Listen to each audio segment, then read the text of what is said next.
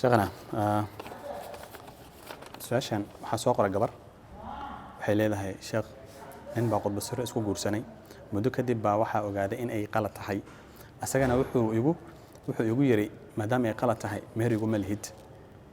waxba kama jiraan maadaama uu yahay meherkii hore maadaama uu ahaa qodbo siro waxba igu malhid buu yiri meherkan meesha buu ku inkiray marka bal arrinka diinta maxay qabtaa بسم الله الرحمن الرحيم الحمد لله والصلاة والسلام على رسول الله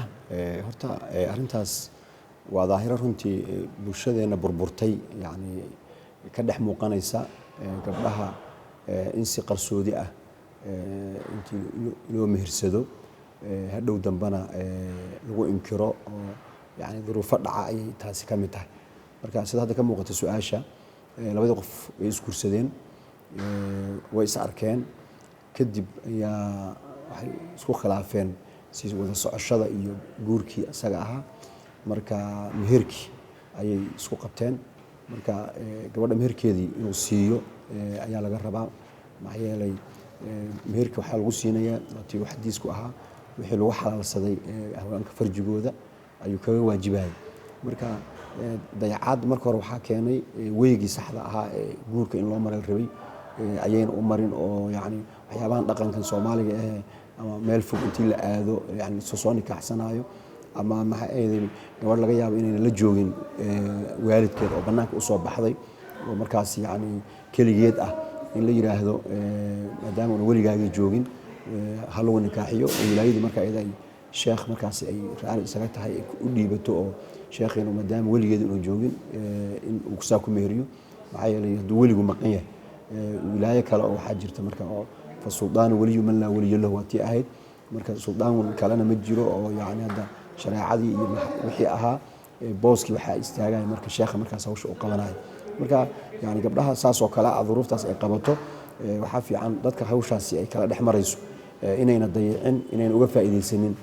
ظروف تاس أي كجران قبل إن هذا وسي أي وحي تام وشيكتو أما ما حد مركز محمد وشيك وذا أيام له وريركي إن الله حريرين مركز رجع يا وحال ربا إني يعني مسؤوليته صارن إني قاتان وقبلها الساس وكلا عديبة دعضو إني سيدا وقوح ذبضن ودقاليان وحي حقوقه وكاس كرة تبنا إني سيان قبله مركا إني دي أي مركا مهركي يعني وحكو سابسن لود ديدو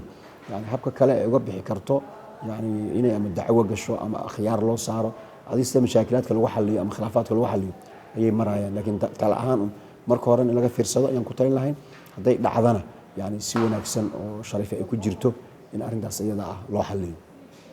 masha Allah shaqana dadku waxay isweydiinayaan jeel balkan la yiraahdo qodbasarada ma dhamaada miyaa isweydiinayaan mid kale waxay kale isweydiinayaan qodbasaradu ma wax Soomaalida bas ku egbaa mise wax hore u jiray طبعا Soomaalidu yani dhaqamo gaar ay leedahay dhaqamadaas gaarka waxa kamid ah go'aanka way sii qaadanayaan oo mesela wiilkan wuxuu rabaa inuu gabadh guursado wuxuu ku leeyahay hadii la ii diido ama waan musaafeynaya ama waan khudbasiraynaya marka codsiga adiga hadii aad meel u qorato shirkad ama meel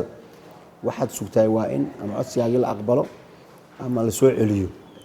marka ayaga Soomaalidu soo celin ma yaqaanaan wali aan horta u sheegay la ii diiday bis waan sameynaya marka waxa ku jira nooc ah xoogii مثلا xoolaha way kala dhacaan geela iyo مثلا waxbay ku sameeyaan way dhacaan gabdhihiina cidii wax u dhow oo hadii loo diido inuu iska sabro waxa laga yiraahdo bis halkaas iga egta laakiin ma dhahay wuxuu leeyahay meel kale ka wareeganaya marka jiilba jiil waxa keenaya dabciga Soomaaliga oo isbedelay laakiin waxa dhici kara hadda inuu isbedelay oo runtii sida bari ay ahaan jirtay hadda inaysan ahayn way dhici kartaa dhanka kale way dhici kartaa burburku inuu sabab u yahay Soomaalida muddo dheer maadaama ay burbursanay umad haday burburtana wax badan oo waxa ka soo dhaxbaxaya sida caadiga la yaqaan aan ahayn marka jiilba jiilkaasi yani duruufta Soomaalida oo dheeraatayna qayb way ka noqon kartaa dhaqanka Soomaaliga oo yani arintaas saas u sameeyana way noqon kartaa laakiin mar walba waxa lagu waaniyaa dhalinyarada loo sheegaa gabadha aad saas ku sameynayso ogow wiil bay la dhalatay aabba dhalay reer bay ka soo jeedaa adiguba walaasha iyo dadka aad qaraabada tihiin iyadoo lagu weydiisanin oo si sharaf ah lagaga soo doonanin in meelahaas intii laga kaxaysto yani meelahaas ceel yani ay hadhow iyadu ka shalaydo oo dhibaatooyin ay ka imaadaan yani raali kama tiid marka gabadha saas loo galaayo dadkeedii ayay yani dhibaato iyo culays ay ku tahay.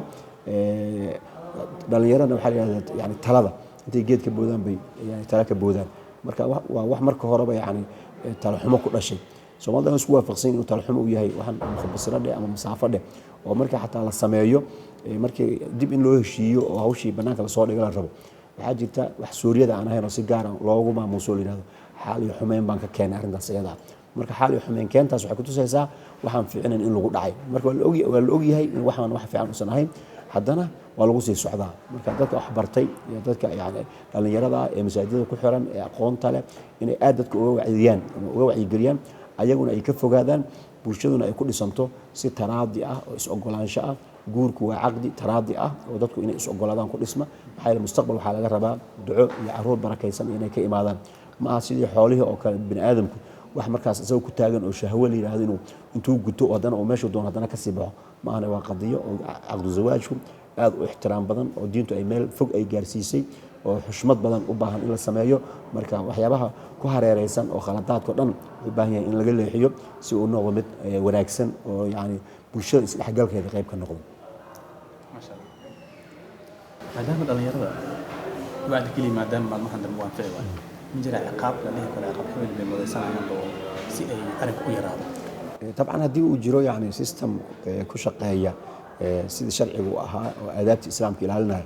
yani waxaa jira in la yidhahdo tacziir la yidhahdaa jirto. oo tacziirtu waxay tahay ma aha yani ciqaab go-an oo maalan sida zinada oo kale 100 karbaash oo kale ama qadafka oo kale 80 karbaash ma aha. tacziirtu waa ma yaraahu alqaadi, qofka markaas xaaladda markaas intii la qiimeeyo ayaa waxaa la sameeyaa